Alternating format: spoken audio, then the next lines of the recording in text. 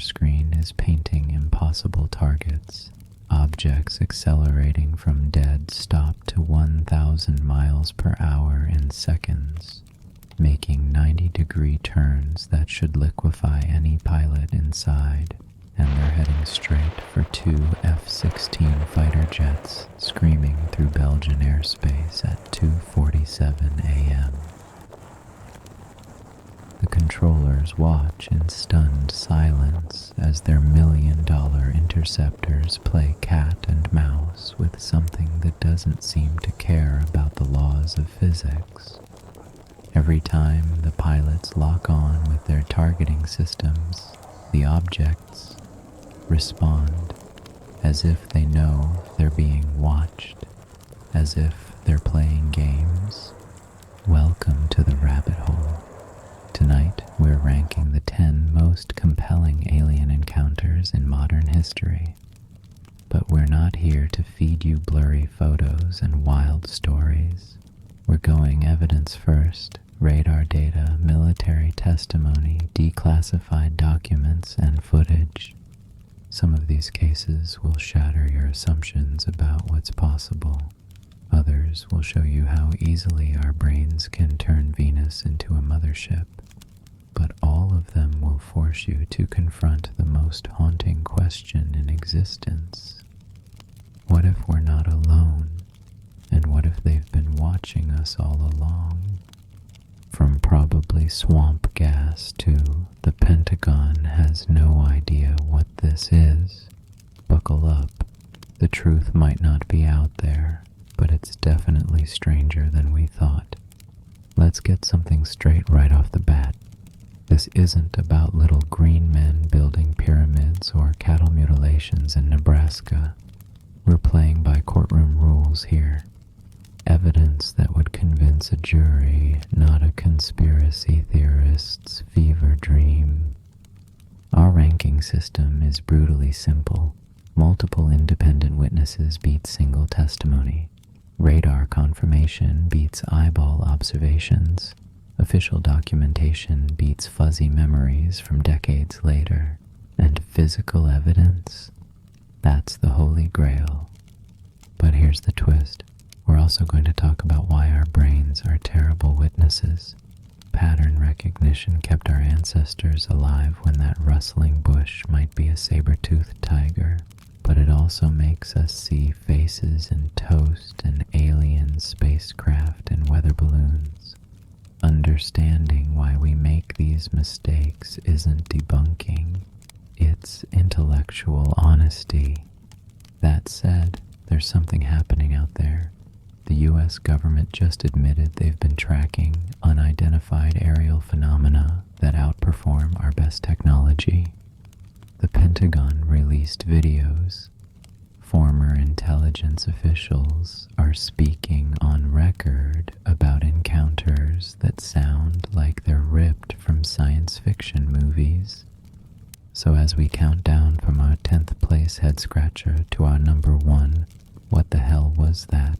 Remember, extraordinary claims need extraordinary evidence. Sometimes the evidence is pretty extraordinary. Starting with number 10, a case study in how aliens over Phoenix became, oh, those were just military flares. Number 10, the Phoenix Lights. When flares become flying saucers. March 13th, 1997. March 13th, 1997, Phoenix, Arizona. 8:30 p.m. rolls around and suddenly thousands of people are calling 911, flooding airport switchboards and pointing cameras at the sky. They're seeing something massive, a mile-wide V-shaped object gliding silently across the desert like some cosmic manta ray. The Phoenix Lights had everything you want in a UFO case. Mass sightings, check video evidence, check multiple witnesses including pilots, police officers, and even the governor. Double check. At first glance, this looked like Disclosure Day. But here's where things get interesting, because the Phoenix Lights are actually two completely different events wearing the same name tag.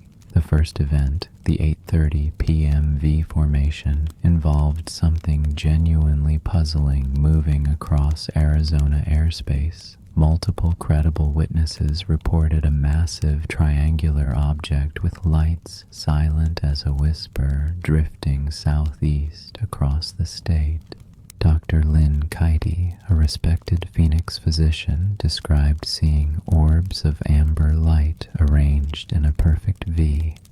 Former Arizona Governor Fife Symington initially mocked the whole thing at a press conference with a guy in an alien costume, but years later, he changed his tune, claiming he'd witnessed the phenomenon himself and calling it otherworldly. That sounds compelling until you meet Mitch Stanley. Stanley is an amateur astronomer who was actually doing what astronomers do, looking at the sky through a telescope when this thing passed overhead.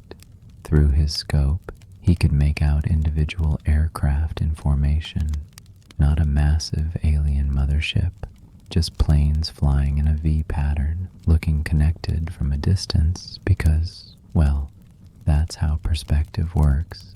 But wait, what about all those iconic photos of lights hanging over the mountains? The ones that made Phoenix famous in UFO circles. Those were the second event around 10 p.m. and those lights. The Maryland Air National Guard's 104th Fighter Squadron was conducting routine training exercises, dropping LUU-2 illumination flares over the Barry M. Goldwater Range. Lieutenant Colonel Ed Jones later confirmed they were responsible. Here's the kicker. Flare drops are about as routine as military exercises get. The timing matched perfectly. The location was spot on. Even the duration, LUU-2 flares burn for several minutes, appearing as bright stationary lights from dozens of miles away. So why did thousands of people see an alien invasion? Welcome to the fascinating world of human perception. Our brains are pattern-seeking machines running on outdated software. Show us lights in formation and we'll connect the dots, literally. Add social media buzz about a massive UFO, and suddenly every witness is primed to see exactly that. The Phoenix Lights perfectly demonstrate why eyewitness testimony, even from thousands of people, can lead us astray. It's not that these folks were lying, they genuinely experienced something remarkable, but what they experienced doesn't necessarily match what actually happened. The case ranks at number 10 because while it generated enormous media attention and impressive witness numbers, the physical evidence points toward conventional explanations. It's a masterclass in how extraordinary claims can emerge from ordinary events when filtered through human psychology and social contagion. But don't worry, we're just getting warmed up, and our next cases are much harder to explain with flares and formation flying. Number 9. Rendlesham Forest, Britain's Roswell gets complicated. December 1980. December 1980, the depths of the Cold War. 2 U.S. Air Force bases in Suffolk, England are housing nuclear weapons just a few hundred miles from Soviet territory. The last place you want unexplained lights is near your nukes. But that's exactly what happened at RAF Bentwaters and RAF Woodbridge in what became known as the Rendlesham Forest Incident. Britain's Roswell. And unlike our Phoenix Lights debacle, this one comes with military witnesses, official paperwork, and a mystery that's kept investigators busy for over 4 decades. The Rendlesham Forest incident ranks higher than Phoenix because it involves something the Phoenix case lacked: trained military observers whose job was specifically to distinguish between normal and abnormal activities that might threaten nuclear security. These weren't civilians who might mistake Venus for a spacecraft. These were people whose careers depended on accurate threat assessment. December 26th, early morning hours. Security personnel at RAF Woodbridge spotlights descending into Rendlesham Forest. In an area housing nuclear weapons during the height of the Cold War, unknown lights aren't just curiosities, they're potential national security threats. Staff Sergeant Jim Peniston and Airman John Burroughs venture into the dark woods, expecting to find aircraft wreckage. What they claimed to have found was something that challenged everything they thought they knew about aviation technology. According to Peniston's original incident report, filed immediately after the event, they encountered unusual lights in the forest that appeared to be under intelligent control. The lights moved through the trees, stopped, hovered, and eventually departed the area. Peniston took extensive notes and made detailed sketches of what he observed. But here's where the Rendlesham story becomes complicated, and it illustrates something crucial about UFO research: how cases can evolve and become embellished over decades. Peniston's original report, filed within hours of the incident, describes seeing unusual lights that appeared structured but makes no mention of touching any craft, observing hieroglyphic symbols, or the elaborate details that later made him famous in UFO circles. These more sensational elements emerged years and decades later, often coinciding with book deals, documentary appearances, and conference presentations. This pattern, where witness accounts become more elaborate over time, is common in high-profile UFO cases. It doesn't necessarily mean the witnesses are lying or seeking attention. Human memory is remarkably plastic, and each time we recall an event, that memory can be influenced by new information, suggestions from others, and our own evolving understanding of what we experienced. 2 nights after the initial incident, Deputy Base Commander Lieutenant Colonel Charles Halt led his own expedition into the forest. This time they came prepared with radiation detection equipment and audio recording devices. And here's where things get genuinely compelling. We can actually listen to Halt's voice from that night. "I see it too," Halt says on the recording, his voice tight with excitement and confusion. "It's back again. It's coming this way. There's no doubt about it. This is weird." Halt's audio recording, made in real time as events unfolded, captures something that's rare in UFO research: contemporaneous documentation of an encounter as it's happening. His voice carries genuine bewilderment and excitement, suggesting he was experiencing something he couldn't easily explain. His official memo to the Ministry of Defense, dated January 13th, 1981, describes radiation readings significantly higher than normal background at 3 depressions in the forest floor where something heavy allegedly landed. The memo also describes observing a red, sun-like light that broke up into multiple objects and moved through the trees. The Rendlesham case gains credibility from several factors that distinguish it from typical UFO reports.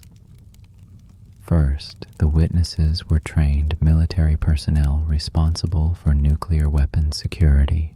Their job required them to distinguish between normal and abnormal activities that might pose security threats, These weren't weekend pilots or casual sky watchers.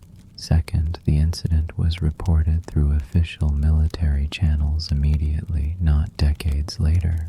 Halt's memo wasn't written for a book deal. It was filed with the UK Ministry of Defence within weeks of the incident as part of normal security reporting procedures. Third, physical evidence was collected contemporaneously. Radiation readings were taken and recorded. Plaster casts were made of alleged landing impressions. Photographs were taken, though most remain classified. This immediate evidence collection is rare in UFO cases.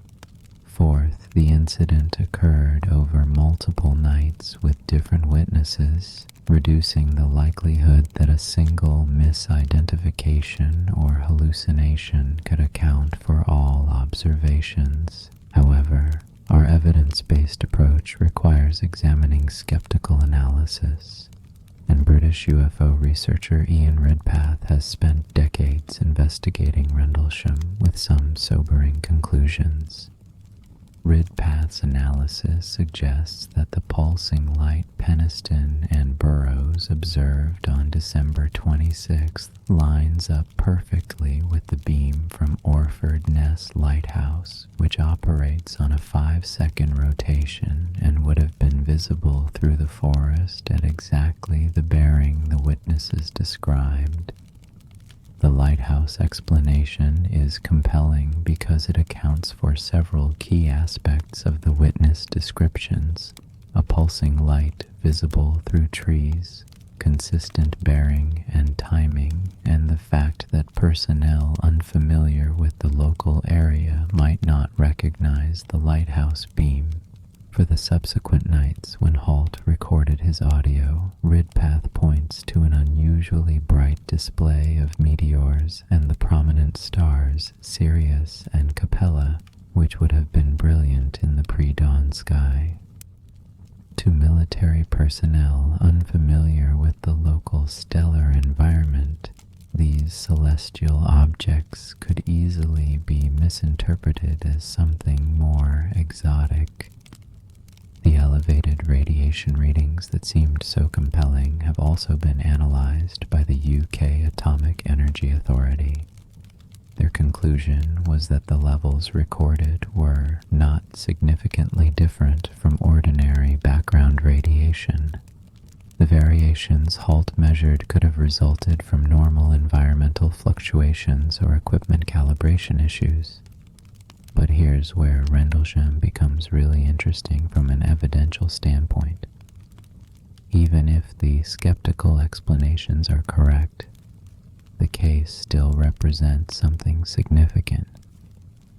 The witnesses genuinely experienced something that challenged their understanding and prompted official investigation. The reports were filed through proper channels and taken seriously by military authorities. The case generated extensive documentation and analysis that continues today. Whether Rendlesham represents contact with non-human intelligence or a complex series of misidentifications enhanced by Cold War paranoia, it definitely represents a breakdown in normal threat assessment procedures at nuclear weapons facilities. The case also illustrates the challenges of investigating anomalous phenomena in military contexts, the classification of evidence, the reluctance of witnesses to speak publicly, and the institutional pressure to explain away unusual incidents all complicate efforts to determine what actually happened. Lieutenant Colonel Halt's willingness to discuss the case publicly, despite potential career consequences, adds credibility to his accounts. Military officers typically don't risk professional standing to perpetuate hoaxes or fantasies. The Rendlesham Forest incident earns its number 9 ranking because it involves credible witnesses, official documentation, contemporaneous investigation, and physical evidence collection. Unlike Phoenix, we can't simply point to a known military exercise and call it solved. But the case also demonstrates how even well-documented UFO encounters can become embellished over time, and how alternative explanations, while perhaps less exciting than alien visitation, can account for many aspects of witness reports. Rendlesham remains one of the most thoroughly documented UFO cases in military history. Whether it represents first contact or a perfect storm of astronomical phenomena and Cold War paranoia depends largely on which version of events you find more convincing. But it definitely represents something, even if that something isn't what the History Channel specials claim it is. And as we'll see with our higher-ranked cases, sometimes the most honest answer to a UFO encounter is simply, we don't know what happened, but something definitely happened. Number 8. The Belgian Triangle Wave, when governments actually investigate, 1989 to 1991. November 1989, Belgium. What starts as a few police reports about strange, triangular objects quickly snowballs into something unprecedented. A government that actually takes UFO reports seriously, investigates thoroughly, and shares their findings with the public. The Belgian UFO wave ranks at number 8 because it represents something almost unheard of in the UFO world: official transparency. No cover-ups, no denials, no weather balloon dismissals. Just a government saying, we don't know what these things are. Here's all our data. Help us figure it out.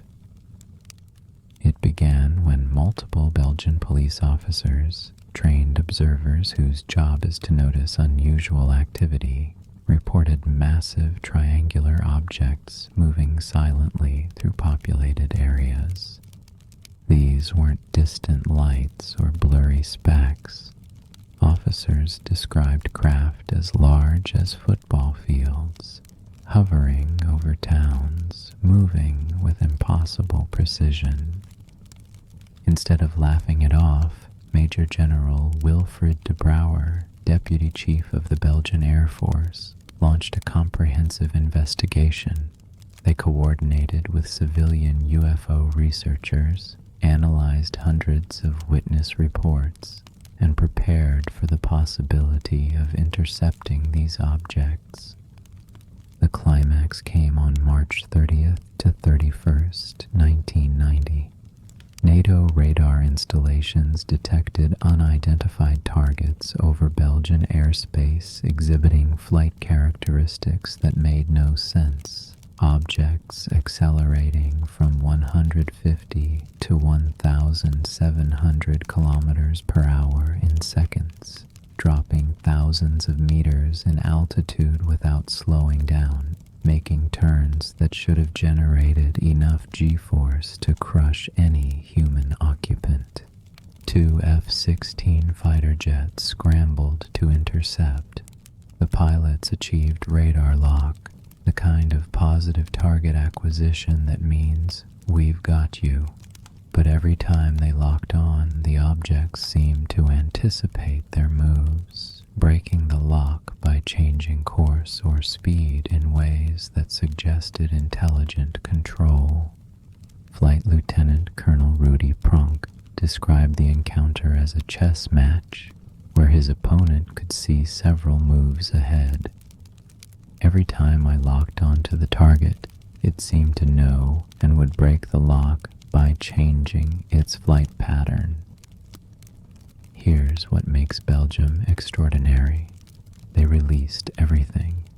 Press conferences with military officials, radar data made public, personnel available for interviews. This level of transparency is virtually unprecedented in military UFO cases, but our evidence-based approach means looking at the skeptical analysis too. Those radar returns that seemed so compelling. False radar contacts are more common than people realize, especially when multiple systems are networked together. Atmospheric conditions, electromagnetic interference, and equipment synchronization issues can create phantom targets that appear very real to operators. Some experts suggest the F-16 radar locks were actually detecting their own radar returns bouncing off atmospheric layers or other aircraft. The evasive maneuvers could have been radar lock instabilities rather than intelligent responses from unknown craft. And despite thousands of witnesses reporting triangular objects over 2 years, no clear photographs emerged.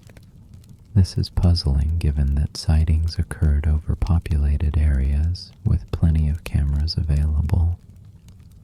Physicist Auguste Meessen from the Catholic University of Louvain has argued that many triangular craft reports could be explained by helicopter formations, conventional aircraft with unusual lighting, or atmospheric phenomena amplified by media attention. But here's what keeps Belgium ranked high on our list: institutional courage. The Belgian Air Force was willing to admit publicly that they encountered something they couldn't explain. Military organizations typically hate such admissions because they raise uncomfortable questions about airspace security. The case also demonstrates the power of official investigation and documentation.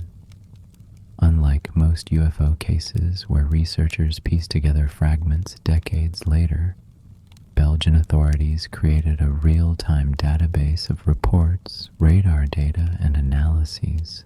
Whether the Belgian wave represents genuine encounters with unknown technology or a perfect storm of radar anomalies and social contagion remains debated, but it stands as the most thoroughly investigated and transparently reported UFO wave in history. The Belgian case earns its ranking through comprehensive documentation, official military investigation, radar evidence from multiple installations, and the courage to admit ignorance rather than manufacture explanations. Even if the objects weren't extraterrestrial, the Belgian response shows how these phenomena should be investigated with scientific rigor and public transparency. Number 7. Japan Airlines Flight 1628. When Pilots Risk Everything to Tell the Truth. November 17, 1986. November 17, 1986. 35,000 feet above Alaska's frozen wilderness, Captain Kenju Terauchi is flying Japan Airlines Flight 1628, a Boeing 747 cargo hauler loaded with French wine, when something appears outside his cockpit that will end his career and change his life forever. The JAL 1628 incident ranks at number 7 because it perfectly illustrates something crucial about UFO encounters: the cost of telling the truth. These witnesses had everything to lose and absolutely nothing to gain by reporting what they saw. Captain Terauchi wasn't some weekend pilot prone to seeing things. He had over 10,000 flight hours, was rated on multiple aircraft types, and flew international routes for one of the world's most safety-conscious airlines. His first officer, Takanori Temafuji, and flight engineer Yoshio Tsukuba were equally experienced professionals whose careers depended on accurate observation and sound judgment. At 5:09 p.m. Alaska Standard Time, Terauchi reported 2 spaceships pacing his aircraft off the left side. He described objects about the size of DC-8 aircraft covered in lights, maintaining formation with his 747 despite flying at 600 miles per hour. But the encounter was just getting started. 10 minutes later, something massive appeared behind the 747, an object Terauchi described as twice the size of an aircraft carrier, bristling with lights around its perimeter. For the next 50 minutes, this thing followed JAL 1628 across hundreds of miles of Alaskan airspace. Here's where the case becomes extraordinary. Anchorage Air Traffic Control confirmed they had radar contact with both the 747 and additional returns in the vicinity. Controller Paul Stuka later stated he saw a green target near the JAL flight on his scope. When Terauchi requested permission to change altitude to avoid the object, controllers cleared the maneuver and continued tracking both aircraft and the anomalous return. This wasn't just pilot testimony, it was real-time confirmation from ground radar. The encounter lasted nearly an hour. Multiple course changes coordinated with air traffic control, radar tracking throughout. 4 professional aircrew maintaining visual contact with objects that defied conventional explanation. The FAA's Alaskan region launched a thorough investigation. Division Chief John Callahan interviewed the crew multiple times and analyzed the radar data. His conclusion? Something was definitely there. The case reached the highest levels of government.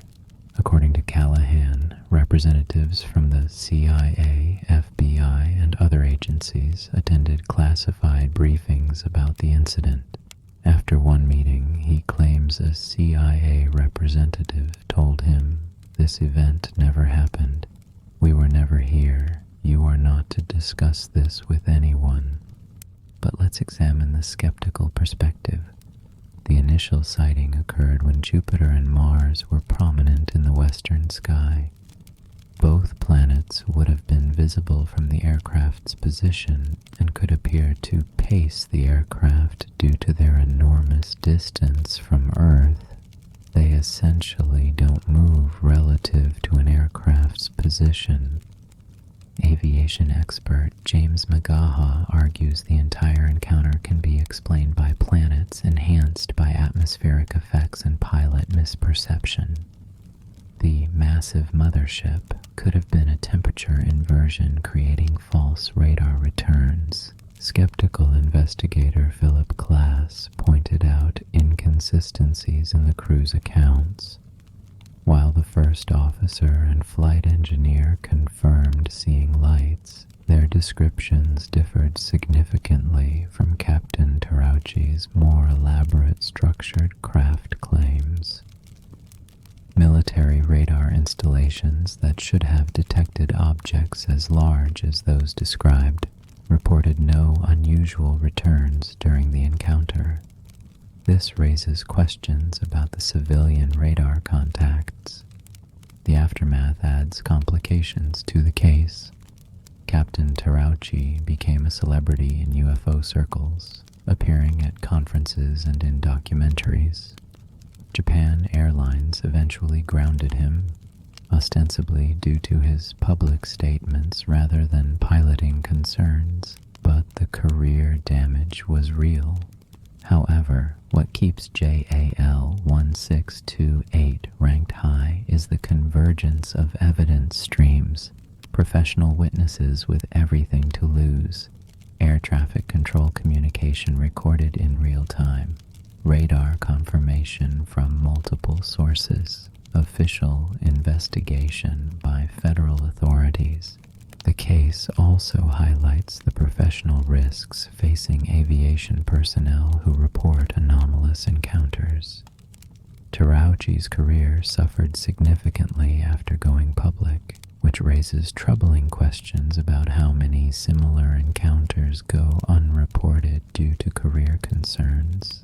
FAA Division Chief Callahan's willingness to discuss the case publicly, despite potential professional consequences, adds credibility to the official investigation aspects.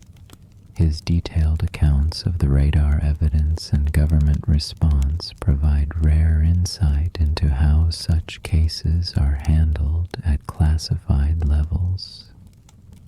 GL 1628 earns its number 7 ranking through the convergence of professional testimony, air traffic control confirmation, radar evidence, and thorough official investigation. While astronomical explanations exist for portions of the encounter, the case resists complete conventional explanation and represents one of the best documented pilot UFO encounters in aviation history. More importantly, it demonstrates the human cost of UFO encounters. Whatever Captain Tarauchi saw that night over Alaska, reporting it effectively ended his flying career. That's a hell of a price to pay for a hoax or misidentification. Number 6. The USS Nimitz tic-tac when the Pentagon admits they don't know. November 2004, 100 miles off San Diego's coast, the USS Nimitz Carrier Strike Group, one of the most technologically advanced military formations on Earth, encounters something that will eventually force the Pentagon to completely change how it talks about UFOs. The Nimitz Tic-Tac incident ranks at number 6 because it represents a watershed moment, the first time in modern history that the U.S. government has officially acknowledged encountering technology that outperforms our own and admits they have no idea what it is. This isn't a story we're reconstructing from faded memories and questionable documents. This is a case the Pentagon has confirmed as genuine, released the footage, and continues to investigate through official channels. Senior Chief Kevin Day was manning the radar station aboard the USS Princeton when his SPY-1 system, one of the most sophisticated detection arrays in the world, started painting impossible targets, objects appearing at 80,000 feet, dropping to sea level in under a second, hovering, then vanishing entirely. For days, Day tracked these anomalous aerial vehicles, or AAVS. Instead of dismissing the contacts as equipment malfunctions, the Navy decided to investigate. On November 14th, 2 FA-18F Super Hornets from the Black Aces were diverted from training to intercept. Commander David Fravor, a Top Gun graduate with over 3,000 flight hours, led the intercept. His wingman was Commander Jim Slate. Both aircraft had weapons systems officers, giving us 4 trained observers with every incentive to identify the objects correctly. What they encountered defied everything they knew about aviation.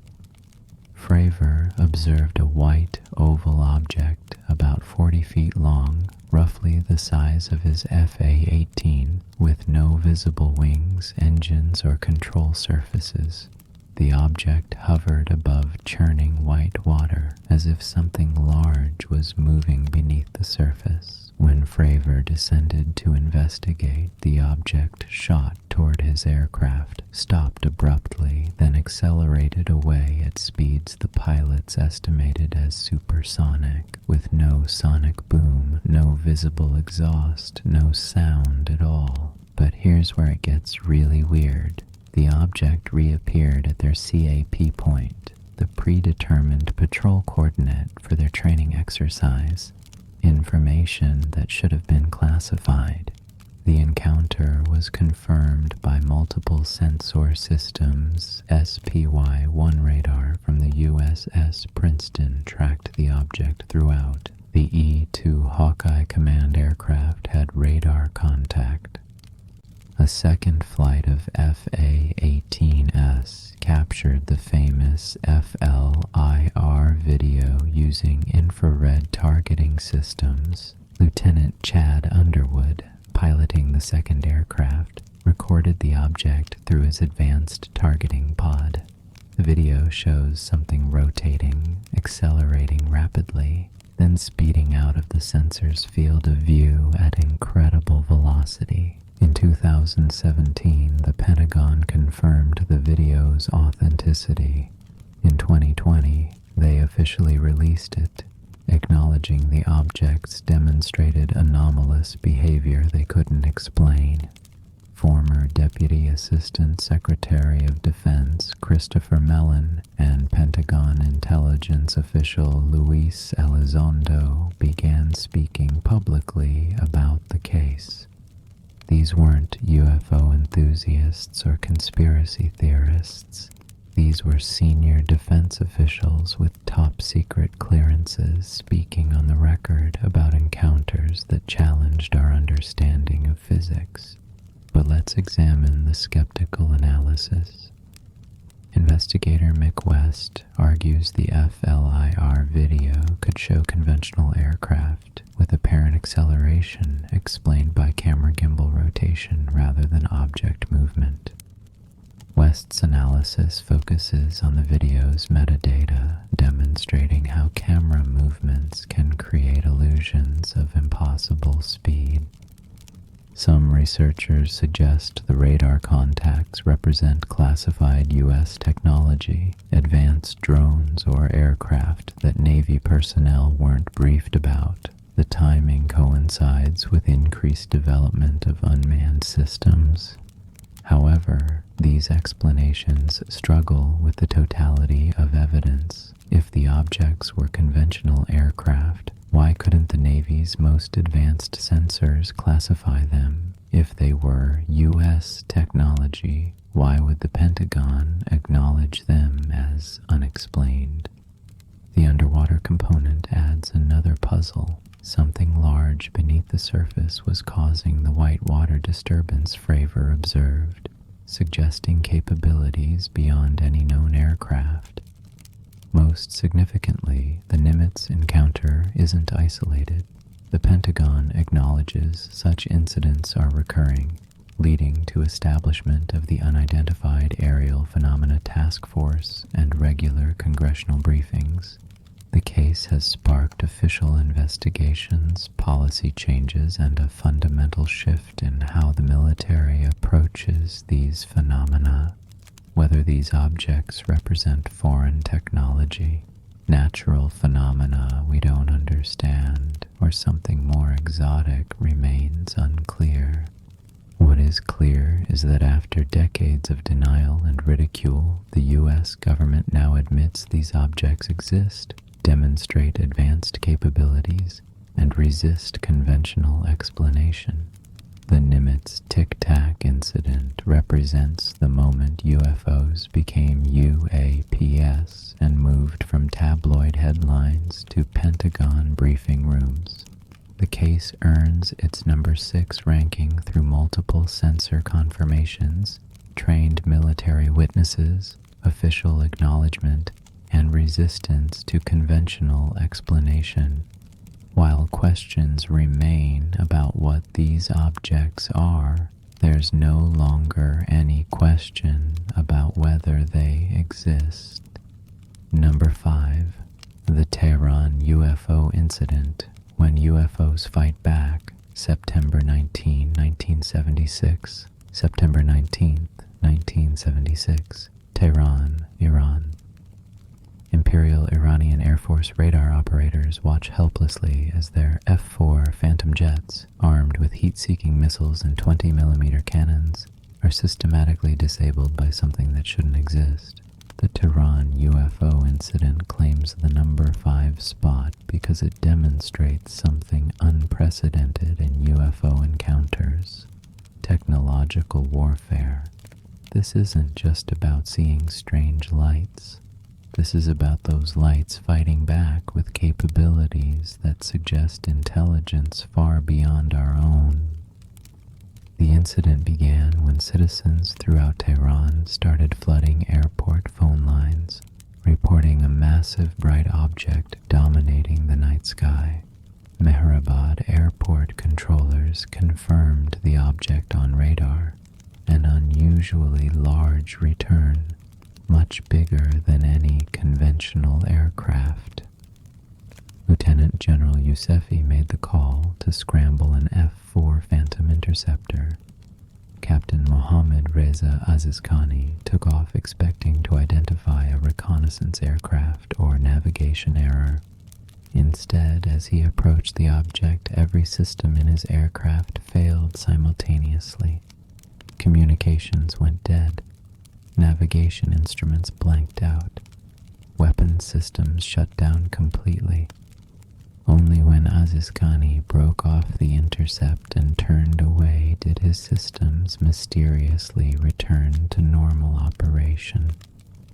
This is where most military commanders would have called it a night and blamed equipment failure, but something about this encounter demanded a second attempt. Lieutenant Colonel Jalal Demirian and First Lieutenant Hashem Shojeh took off in a second F-4, equipped with state-of-the-art radar and weapon systems. Their mission: identify and, if necessary, engage the unknown object. What happened next reads like science fiction, except it's documented in Defense Intelligence Agency files that remain partially classified to this day. As the second F-4 approached the brilliantly lit object, a smaller craft detached and headed directly toward the interceptor. When Demirian tried to fire an AIM-9 Sidewinder missile, a heat-seeking weapon designed to destroy enemy aircraft, his weapons control panel went completely dead. But the smaller object didn't attack.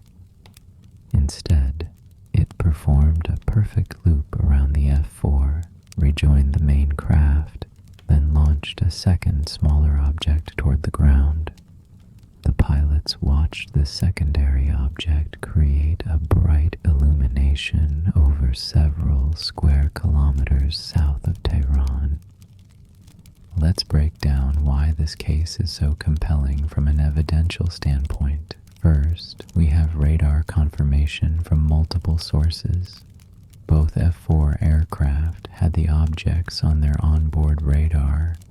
Mehrabad Airport tracked everything throughout the encounter. These weren't visual misidentifications, these were solid radar targets. Second, the electromagnetic effects are systematically documented. Both aircraft experienced complete systems failures that resolved when they moved away from the objects.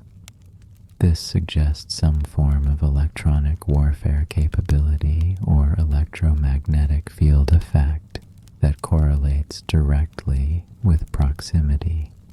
Third, we have official documentation through U.S.-Iran intelligence sharing agreements.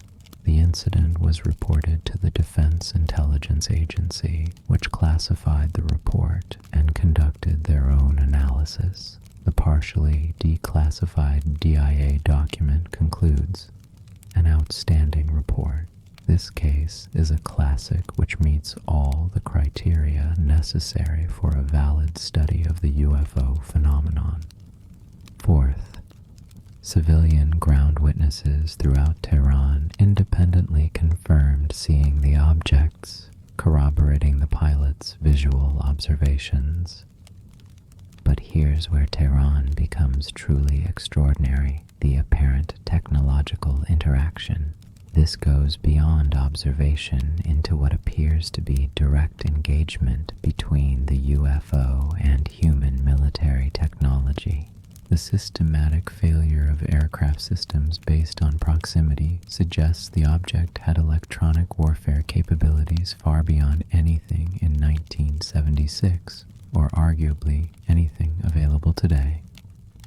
The precise timing of system failures and restoration implies the UFO was actively interfering with the F-4's electronics. The weapon system failure is particularly significant. When Demirian attempted to fire his missile, His weapons controls went dead. This wasn't random equipment failure. This was selective system shutdown that prevented weapons deployment while leaving flight controls operational. Now let's examine alternative explanations, because that's how evidence-based analysis works. Some researchers suggest the object was Jupiter, prominent in the sky that night. But Jupiter can't explain radar returns, electromagnetic effects, or smaller objects detaching and rejoining. Others propose the pilots encountered experimental electronic warfare testing, but this theory has problems. Why test over your own capital city? How would such testing create the visual effects described? Why target your own interceptor aircraft? Skeptical investigator James Oberg suggests the pilots were confused by Jupiter combined with equipment malfunctions and psychological pressure. However, F-4 pilots are trained for high-stress situations and are familiar with celestial objects. The correlation between proximity and equipment failure is difficult to explain psychologically. The electronic warfare explanation also fails to account for the smaller objects that detached from the main UFO. Known ECM systems don't involve physical objects separating and rejoining. What makes Tehran particularly compelling is the interactive component. Most UFO cases involve passive observation, seeing something strange in the sky.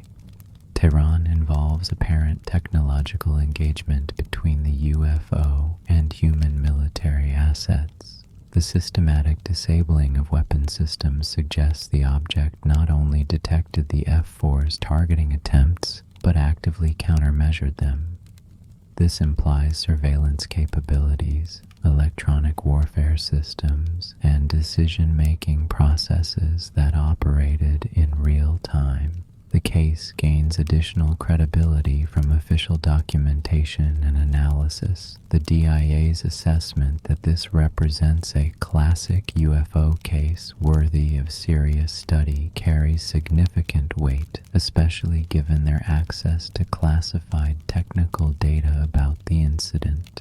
Tehran ranks at number 5 because it demonstrates something beyond simple observation, apparent technological interaction between UFOs and human military systems. Whether this represents foreign technology, natural phenomena we don't understand, or something more exotic, it clearly involved capabilities that challenged our understanding of what's possible. The case also raises uncomfortable questions about UFO intentions. If these objects can disable military aircraft at will, what does that say about human technological superiority? And why disable weapons systems specifically, while leaving flight controls intact? These are questions that keep defense officials awake at night, and Tehran provides one of the clearest examples of why. 4. The Minot Air Force Base Incident. UFOs and Nukes Don't Mix. October 24, 1968. October 24th, 1968. Minot Air Force Base, North Dakota, home to Minuteman, 3 intercontinental ballistic missiles capable of ending civilization. The last place on Earth you want unexplained objects interfering with nuclear weapons systems, but that's exactly what happened during one of the most thoroughly documented and officially investigated UFO encounters in military history. An incident that reaches number 4 on our list because it involves something that should terrify anyone who understands nuclear security. UFOs apparently taking direct interest in humanity's ultimate weapons. The night shift was routine until airmen's radar at Minot began painting an unidentified target approaching the base. The object appeared massive massive on scope, much larger than any known aircraft, and was moving at impossible speeds, stopping and starting in ways that defied physics. Staff Sergeant Bond, the radar operator, watched the object approach the nuclear missile silos. As it passed over the weapons storage area, something unprecedented happened. Multiple nuclear missile launch systems went offline simultaneously. Captain Gary Jameson was on duty in one of the underground launch control capsules when his status board lit up like a Christmas tree, missile after missile showing no-go status. These weren't random equipment failures. The malfunctions followed a pattern corresponding to the UFO's movement across the base. But the Minot incident goes beyond electromagnetic effects on nuclear weapons. Multiple security teams on the ground reported visual contact with a large, bright object hovering over the missile silos. These weren't distant lights or atmospheric phenomena. Witnesses described a structured craft close enough to make out details. Airman Patrick McDonough was part of a security response team dispatched to investigate the weapons storage area. His account describes a large, metallic object hovering silently over the nuclear bunkers, emanating a bright glow that illuminated the entire facility. What makes Minot extraordinary is the convergence of evidence streams. Ground radar tracked the object throughout the encounter, providing precise location and movement data. The B-52 bomber on a routine training mission also had radar contact and visual confirmation. Multiple security teams on the ground provided independent visual observation. Most critically, the nuclear weapon systems showed systematic malfunctions that correlated with the UFO's presence. The incident was immediately classified and investigated through multiple military channels. The Air Force Office of Special Investigations launched a comprehensive inquiry. The Strategic Air Command conducted their own investigation. Even the National Security Agency was briefed on the incident. Captain Robert Salas, who experienced a similar incident at Malmstrom Air Force Base the previous year, has gone on record describing how UFOs seem to show particular interest in nuclear facilities. His testimony before the National Press Club in 2010, along with other former missile launch officers, painted a disturbing picture of repeated UFO encounters at nuclear installations. The pattern is consistent across multiple incidents. UFOs appear over nuclear facilities, weapon systems malfunction, and the military classifies everything while claiming nothing happened. But let's examine this case through our skeptical lens. Some researchers suggest the radar contacts represent equipment malfunctions or atmospheric anomalies. However, multiple radar systems confirmed the object, including ground-based installations and the airborne system on the B-52. False returns typically don't appear simultaneously across different radar types. The nuclear weapons malfunctions could theoretically result from equipment failures unrelated to the UFO sighting. However, the timing and pattern of failures, corresponding to the object's movement across the base, suggests correlation beyond coincidence. Skeptics point out that nuclear weapons systems are incredibly complex and prone to various malfunctions. The Minuteman III system, while reliable, occasionally experienced technical issues that could result in no-go status indications. However, former missile launch officers who've spoken publicly about these incidents emphasize that simultaneous multiple missile failures are extremely rare.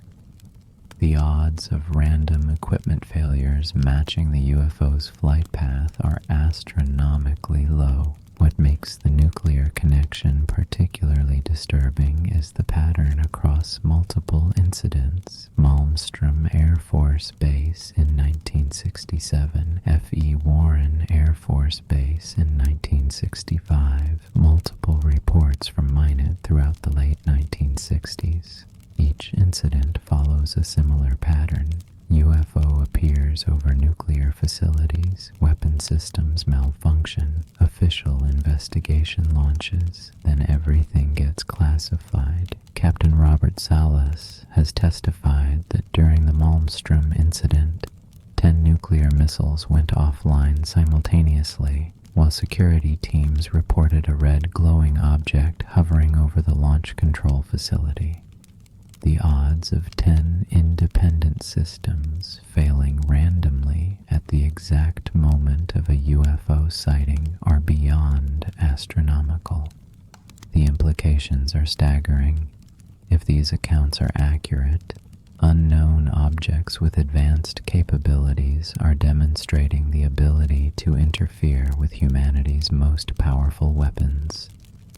Whether this represents surveillance, warning, or something else entirely, it suggests intelligence that's actively monitoring our nuclear capabilities. The Minot incident ranks at number 4 because it combines multiple evidence streams: radar confirmation, visual observation, electromagnetic effects on critical military systems, and official investigation, all centered around humanity's ultimate weapons. The nuclear component elevates this beyond typical UFO encounters into potential national security implications. But it also raises the most troubling question of all. If these objects can disable nuclear weapons at will, what does that say about human military power? And perhaps more importantly, what are they trying to tell us? Number 3. The Malmstrom Air Force Base Incident. UFOs shut down nukes. March 24, 1967. March 24th, 1967. Malmstrom Air Force Base, Montana. Captain Robert Salas is pulling the night shift 60 feet underground in a nuclear missile launch control capsule when the phone rings. The call he receives will haunt him for the rest of his life and challenge everything we think we know about nuclear security. The Malmstrom UFO incident claims the number 3 spot because it represents something that should be impossible: the systematic shutdown of 10 nuclear intercontinental ballistic missiles by an unknown object that appeared to be sending humanity a very clear message. Salas was the Deputy Missile Combat Crew Commander, responsible for monitoring the status of 10 Minuteman I nuclear missiles scattered across the Montana countryside. Each missile carried a nuclear warhead with more destructive power than the bomb that leveled Hiroshima. Around 1 a.m., the topside security guard called down to the launch control center, his voice tight with confusion. "Sir, we've got a red glowing object hovering right over the front gate. It's just sitting there, not moving." Salas told the guard to keep watching and report any changes.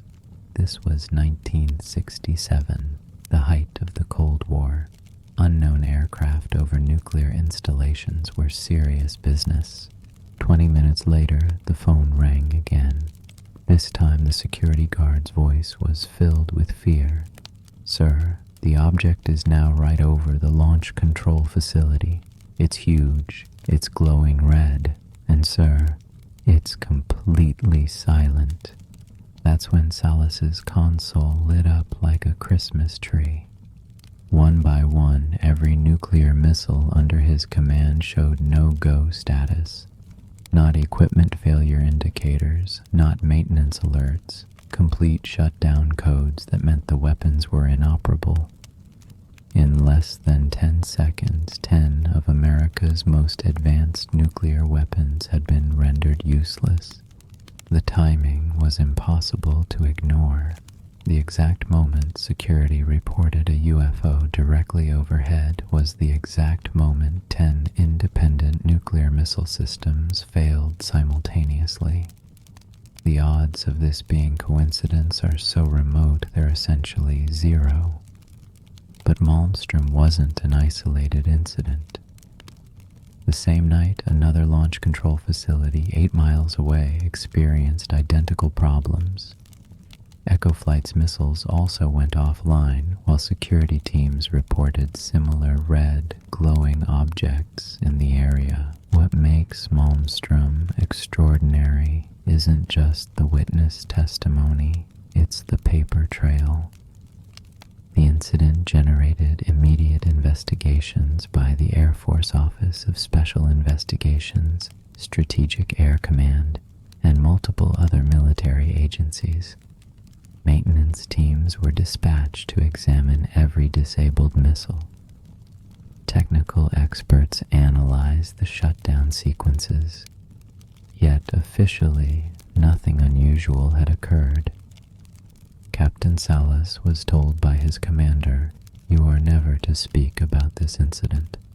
When he asked why, he was told, "Because it didn't happen." But the maintenance records, witness statements, and investigation reports all existed. They just became classified. For decades, Salas kept quiet, but in 2010, he and 6 other former missile launch officers held a press conference at the National Press Club in Washington, D.C. Their testimony was stunning. UFOs had repeatedly interfered with nuclear weapon systems, and the military had covered it up for over 40 years. Colonel Charles Halt, who we met earlier during the Rendlesham Forest incident, was there. Captain Robert Jameson from the F.E. Warren Air Force Base incident, Colonel Dwin Arneson, who handled communications during nuclear weapons incidents, all of them describing similar encounters where UFOs demonstrated the ability to interfere with nuclear missiles. The testimony revealed a pattern spanning decades. 1964, F.E. Warren Air Force Base, Wyoming. UFO reported over missile silos.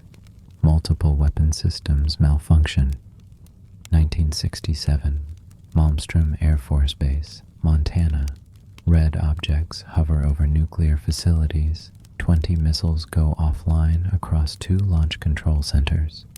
1968, Minot Air Force Base, North Dakota. Large object tracked on radar over nuclear weapon storage. Multiple missile systems show no-go status. The pattern was consistent. UFOs appear over nuclear facilities. Advanced weapon systems malfunction. Investigations launch. Then everything gets classified and denied. But let's examine the skeptical perspective on Malmstrom. Critics point out that nuclear weapon systems are incredibly complex and occasionally experience technical failures.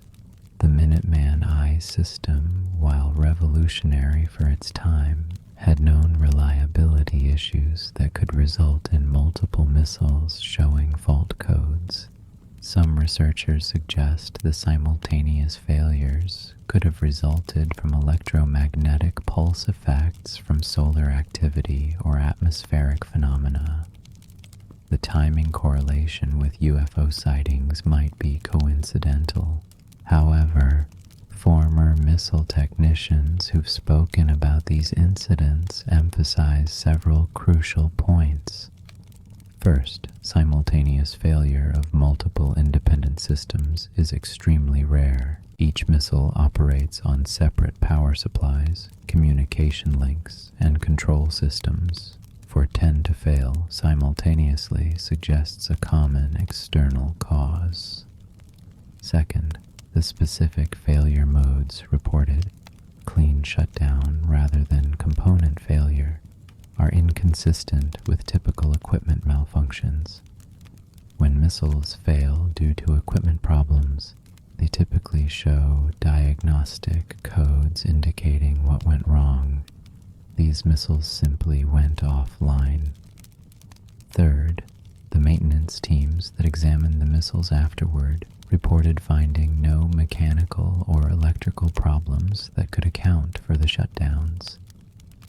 The weapons were returned to operational status without any repairs being necessary. Perhaps most significantly, the witness testimony from security personnel is remarkably consistent across multiple bases and time periods.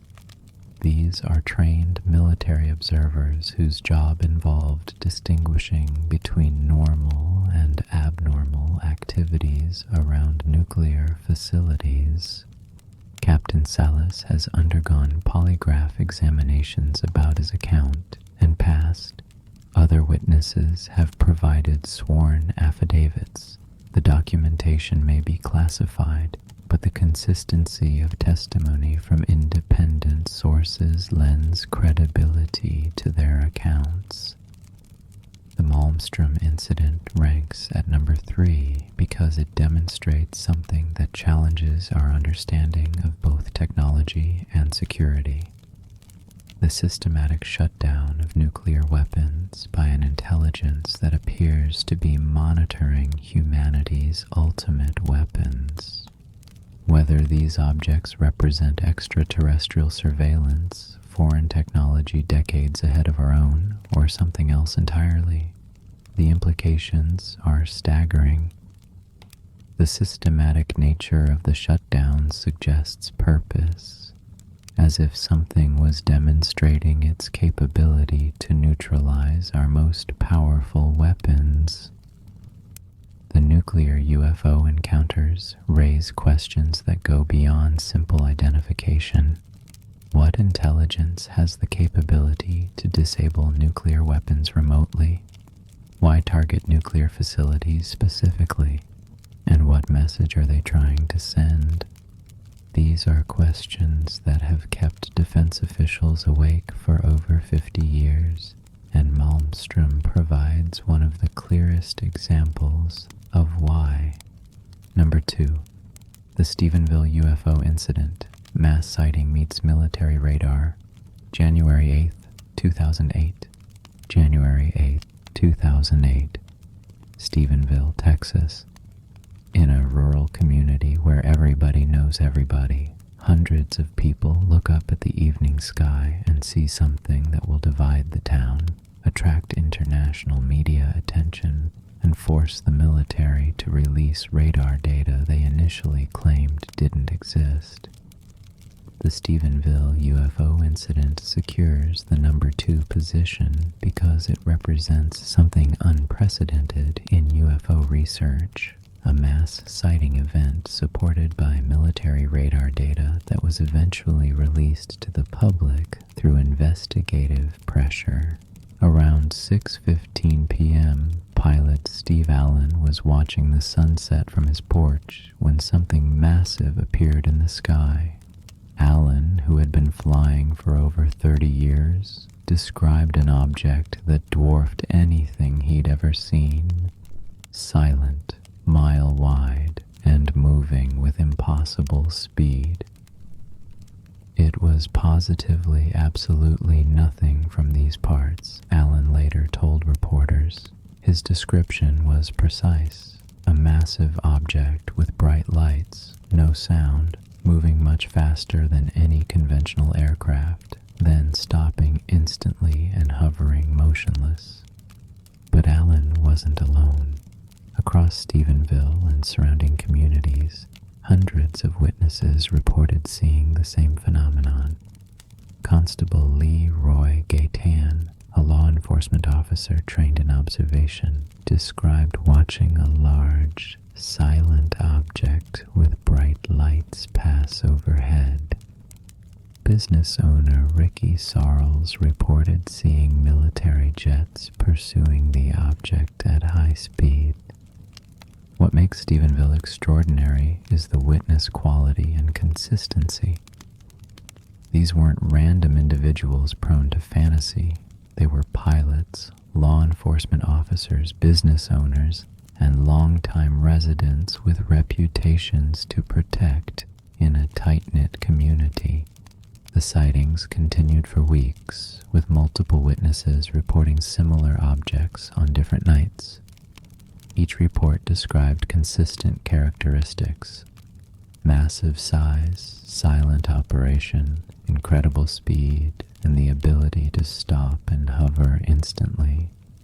Initial military response followed the familiar pattern of denial. The Air Force stated they had no aircraft operating in the area and suggested witnesses had seen commercial airliners or atmospheric phenomena, but investigative journalists and UFO researchers pressed for radar data. The Mutual UFO Network, MUFON, launched a comprehensive investigation, interviewing dozens of witnesses and requesting official documentation through Freedom of Information Act filings. After months of denials, the military finally released radar data that changed everything. The National Weather Service radar from Stephenville showed unidentified objects moving at incredible speeds, over 1,900 miles per hour, in the exact area and time frame of the witness reports. The radar data confirmed objects accelerating from standstill to supersonic speeds instantly, making impossible turns and exhibiting flight characteristics beyond any known aircraft. More significantly, the radar data showed military aircraft in pursuit.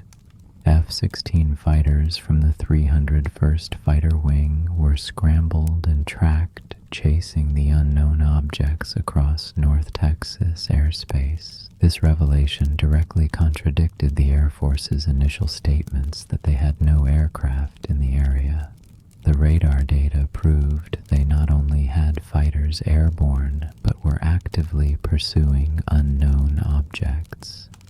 The military was forced to retract their earlier denials and admit they had indeed scrambled fighters in response to the unknown objects. However, they maintained they could not identify what their pilots were pursuing. Glenn Schultze, a former air traffic controller, analyzed the released radar data and confirmed that the objects exhibited flight characteristics impossible for conventional aircraft. The acceleration rates and turn radiuses were beyond the capabilities of any known technology. What elevates Stephenville above other mass sighting cases is the eventual release of supporting radar evidence. Most UFO encounters rely on witness testimony that can be challenged or dismissed. Stephenville provides objective sensor data that corroborates witness accounts. The radar evidence shows objects moving at speeds exceeding 1,900 miles per hour, faster than most military aircraft, instant acceleration from hovering to supersonic speeds. Turn rates that would generate crushing G-forces for any human occupants, military interceptor aircraft in active pursuit of the unknown objects. However, skeptical analysis raises important questions about radar interpretation.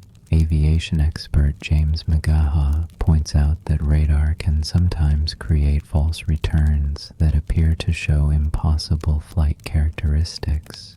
Atmospheric conditions, equipment anomalies, and multiple radar systems operating in the same area can generate ghost targets. Some researchers suggest the high-speed radar returns might represent electronic warfare testing or classified military operations. The presence of F-16 interceptors could indicate planned command exercises rather than responses to genuine unknowns. The weather conditions on January 8th included atmospheric inversions that could theoretically create unusual radar propagation effects, potentially explaining some of the anomalous returns. But these alternative explanations struggle with several aspects of the Stephenville case. First, the visual witness accounts are remarkably consistent across dozens of independent observers. Mass hallucination is essentially impossible, and the witnesses include trained observers like pilots and law enforcement officers.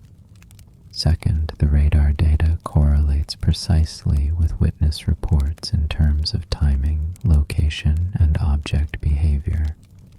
The odds of false radar returns matching independent visual observations are extremely low. Third, the military's initial denials, followed by forced admissions, suggest they were surprised by the public attention and eventual data release. If this was planned military testing, the response would likely have been different. Most significantly, the object's flight characteristics, as confirmed by both witnesses and radar, exceed known human technology. The acceleration rates and turn capabilities demonstrated go beyond current aircraft design limitations. The Stephenville case also demonstrates the power of persistent investigation and public pressure. Without journalists and researchers demanding radar data, this incident would have been dismissed as small-town fantasy. The eventual data release validated the witnesses and provided objective confirmation of extraordinary events. Stephenville ranks at number 2 because it combines mass witness testimony with objective radar confirmation, military acknowledgement of pursuit operations, and flight characteristics that challenge our understanding of aerospace capabilities. While questions remain about the object's origin and nature, their existence and extraordinary performance are no longer matters of dispute. The case represents a new paradigm in UFO research, one where witness accounts are supported by released military data and official denials eventually give way to acknowledgement of genuinely unexplained phenomena. Number 1. The 1952 Washington, D.C. UFO incidents.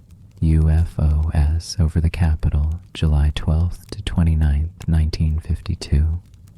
July 1952, Washington, D.C., the most secure airspace on Earth, home to the Pentagon, the White House, and every classified military installation that keeps America safe. For 2 weekends in a row, unknown objects brazenly violate this airspace, trigger military scrambles, and force the U.S. government to hold the largest press conference since World War II. The 1952 Washington, D.C. UFO incidents claim the number 1 position because they represent the perfect convergence of everything we look for in evidence-based UFO research. Multiple independent witness testimony, radar confirmation from the nation's most sophisticated installations, military intercept attempts, photographic evidence, and official government acknowledgement at the highest levels. This is the case that forced the creation of the Robertson Panel, changed official UFO policy, and demonstrated that whatever these objects were, they had capabilities that made mockery of the world's most advanced air defense systems. July 12th, 11:40 p.m. Edward Nugent, an air traffic controller at Washington National Airport, notices 7 blips on his radar screen that shouldn't be there. The objects appear between the White House and the Capitol building, moving at speeds ranging from standstill to over 7,000 miles per hour. Senior Controller Harry Barnes confirms the contacts and calls Andrews Air Force Base. Their radar operators confirm they're seeing the same objects. This isn't equipment malfunction. Multiple independent radar installations are painting identical targets moving through the most restricted airspace in America. But these aren't just radar blips. Tower controllers and pilots at National Airport report visual contact with bright orange lights maneuvering over the Capitol. The objects appear to respond intelligently to observation, accelerating away when approached, returning when aircraft leave the area. Around 3 a.m., the Air Force finally scrambles F-94 interceptors from Delaware. By the time they arrive, the objects have vanished from radar. The fighters patrol for several hours but find nothing. 1 week later, July 26th, they're back. This time, the response is immediate and massive. Multiple radar installations track the objects from 8 p.m. until dawn.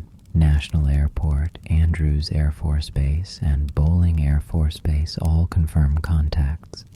The objects are moving through Washington's airspace as if air defense systems don't exist.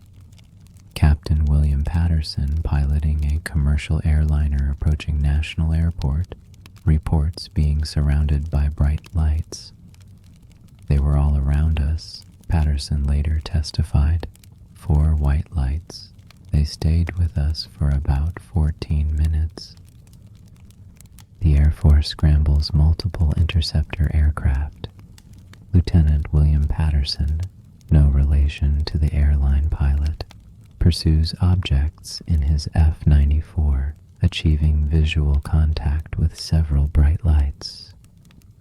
But every time he attempts to close for identification, the objects accelerate away at impossible speeds. The encounters continue throughout the night. Radar operators track objects making turns that would subject any human occupant to crushing G-forces. Speeds vary from hovering motionless to several thousand miles per hour in seconds. By dawn, Washington's UFO invasion has made international headlines. The public demands answers. The press wants explanations. President Truman himself is briefed on the incidents. On July 29th, the Air Force holds the largest press conference since World War II. Major General John Samford, Air Force Director of Intelligence, faces a room full of reporters demanding to know what violated America's most secure airspace. Samford's explanation becomes the template for official UFO policy for decades. Atmospheric temperature inversions creating false radar returns, pilot misidentification of stars in conventional aircraft, and mass hysteria amplifying normal phenomena. But this official explanation struggles with several inconvenient facts. First, temperature inversions don't explain visual observations by trained pilots and air traffic controllers. Multiple witnesses reported structured objects with lights, not atmospheric disturbances. Second, experienced radar operators at 3 different installations all confirmed the objects were genuine targets, not false returns. Senior Controller Harry Barnes, with years of experience, stated unequivocally that these were solid objects under intelligent control. Third, the objects demonstrated flight characteristics that correlated precisely between radar tracking and visual observation. When radar showed objects accelerating, witnesses observed the same acceleration. This consistency across different observation methods suggests real phenomena. Fourth, the military's response, scrambling multiple interceptor aircraft over 2 weekends, indicates they took the threat seriously. if these were just weather phenomena. The massive military response seems excessive. Captain Edward Ruppelt, who headed the Air Force's Project Blue Book UFO investigation, later wrote that the Washington incidents represented some of the most credible UFO reports ever filed. His analysis concluded that while some sightings might be explained by atmospheric conditions, others remained genuinely puzzling. What makes the Washington, D.C. incidents extraordinary is their impact on official policy. The encounters forced the creation of the Robertson Panel, a CIA-sponsored group of scientists tasked with evaluating the UFO phenomenon. Their recommendations led to the official debunking policy that characterized government UFO research for decades. The incidents also established the template for handling high-profile UFO encounters: immediate investigation, classification of findings, public explanation, emphasizing conventional causes, and policy changes to prevent future embarrassment. But perhaps most significantly, the Washington encounters occurred at the absolute center of American power. These weren't rural sightings that could be dismissed as misidentified aircraft. These were violations of the most secure airspace on Earth, witnessed by the most qualified observers available, tracked by the most sophisticated radar systems of the time. The implications were staggering. If unknown objects could penetrate Washington's air defenses at will, what did that say about national security? If they could outmaneuver America's most advanced interceptor aircraft, what did that suggest about their capabilities? The 1952 Washington, D.C. UFO incidents earned the #1 ranking through sheer overwhelming evidence. Multiple radar confirmations, dozens of qualified witnesses, military intercept attempts, photographic documentation, and the largest military press conference since World War II. While official explanations focus on atmospheric phenomena, the totality of evidence suggests something far more significant occurred over the nation's capital. Whether these objects represented foreign technology, unknown natural phenomena, or something even more extraordinary, they demonstrated capabilities that challenged everything the military thought they knew about aerospace technology. The fact that similar incidents continue to occur today, with the Pentagon now acknowledging unidentified aerial phenomena that exhibit comparable characteristics, suggests the Washington encounters weren't anomalies, but previews of an ongoing mystery. The case that tops our list represents the moment when UFOs moved from science fiction to national security concern, from fringe phenomena to officially acknowledged mystery. Whatever flew over Washington in July 1952 changed everything, and we're still trying to figure out what it was. Conclusion. So there you have it. 10 encounters ranked by the quality of evidence, from the explainable Phoenix Lights to the still unexplained Washington, D.C. incidents. Notice a pattern. The cases with the most compelling evidence also tend to be the oldest, before the age of cell phone cameras and social media, when witnesses were primarily trained military personnel with everything to lose and nothing to gain. What does this tell us? Maybe that the phenomenon is real but becoming more elusive. Maybe that our technology for detecting and recording these events hasn't kept pace with whatever we're trying to capture. Or maybe that the best evidence remains classified in government vaults we'll never see. Here's what we can say with confidence. Trained observers have encountered objects that flight characteristics beyond our current technology.